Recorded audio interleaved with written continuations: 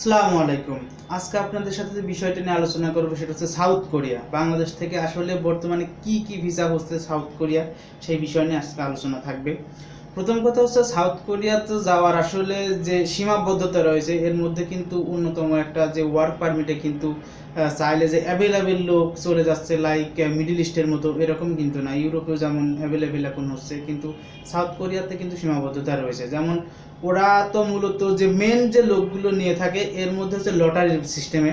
আপনারা অনেকেই জানেন যে খুব রিসেন্ট যে লটারিটা হয়েছিল এটা কিন্তু 14,000 লোক লটারিটা পেয়েছে আর কি। কিন্তু লোক নিবে কিন্তু 8,000 লোক নিলেও কিন্তু 14,000 লোককে ওরা টিকিয়েছে, কারণ এখান থেকে প্রাথমিক অবস্থায় অনেকেই বাদ পড়বে, এরপরে ভাইবা দিতে হবে ওদের কাছে। তো আস্তে আস্তে বাদ পড়তে পড়তে লাস্টে ওরা 8,000 লোকগুলোকে নিবে, 8,000 জনকে নিবে। তো এরপরে আপনারা আসলে কিভাবে যেতে পারেন বা এই বাদ পড়ার লোকগুলো কিভাবে যেতে পারেন?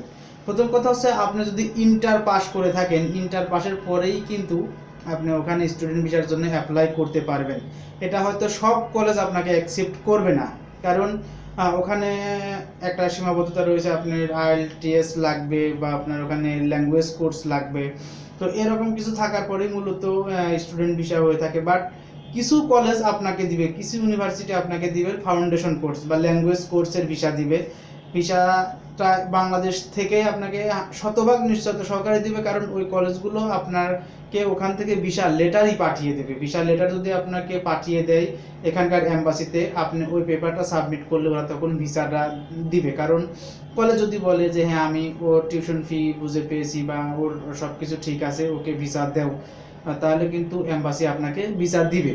এই এই যে লেটারটা, এই লেটারটা হয়তো সব ইউনিভার্সিটি আপনার করবে না, বাট কিছু ইউনিভার্সিটি করবে। আপনারা নিজেরাও কথা বলে দেখতে পারেন ইউনিভার্সিটিদের সাথে যে এই লেটারটা তারা দিবে কিনা। যদি দেয় তাহলে আপনি এখানে সাবমিট করতে পারেন, আর না দিলে আপনি ভালো কোনো এজেন্সি দেখে তাদের সাহায্য নিতে পারেন যারা মূলত এই কাজগুলো করে থাকে।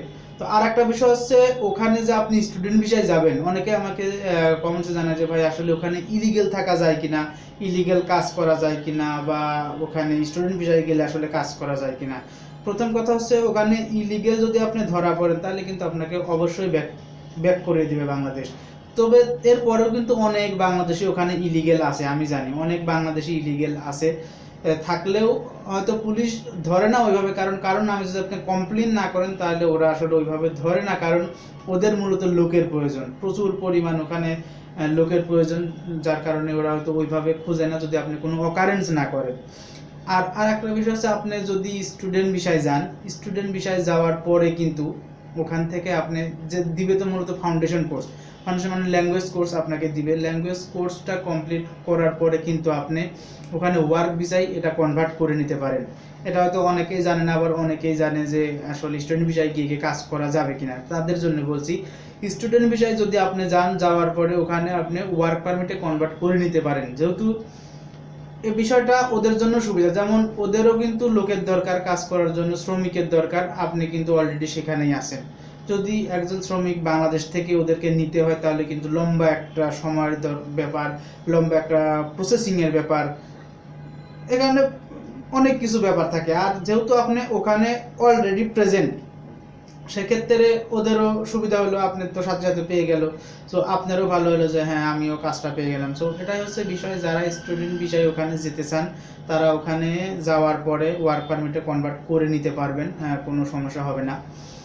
তো এই ছিল মূলত আসলে কোরিয়া সম্পর্কে আমি যতদূর জানি আপনাদের সাথে জানানোর চেষ্টা করলাম, যে মূলত বিষয় এখন হচ্ছে এখন স্টুডেন্ট বিষয়। এবং আর একটা বিষয় কি, এখানে আইএলটিএস লাগবে না, ইন্টার পাসের পরে আইএলটিএস লাগবে না, এবং দীর্ঘ গ্যাপ হলেও সম্ভব। যেমন আপনি যদি 4 থেকে 5 বছর গ্যাপ থাকে ইন্টার পাসের পরে, তাও কিন্তু এখানে অ্যালাউ। কিন্তু শর্ত একটাই, আপনাকে কলেজ থেকে অবশ্যই অবশ্যই অবশ্যই যে ভিসা গ্যারান্টি যে পেপারটা, এই পেপারটা আপনাকে আনতেই হবে। এই পেপারটা যদি আপনি কলেজ থেকে সংগ্রহ করতে পারেন তাহলে আপনার ভিসা হবে। গ্যাপ তখন 4-5 বছর যে দীর্ঘ একটা গ্যাপ, তখন এটা কিন্তু কোনো সমস্যা হবে না। আর যদি এটা অ্যারেঞ্জ না করতে পারেন তাহলে কিন্তু আসলে ভিসা হবে না। তো এটা হচ্ছে বিষয় যে কোরিয়া সম্পর্কে আমি যতদূর জানি আপনাদের জানানোর চেষ্টা করলাম। আর যদি কোনো কিছু জানার থাকে অবশ্যই আমার কমেন্টসে জানিয়ে দেবেন, আমি চেষ্টা করব আপনাদের সাথে থাকার জন্য। আসসালামু আলাইকুম।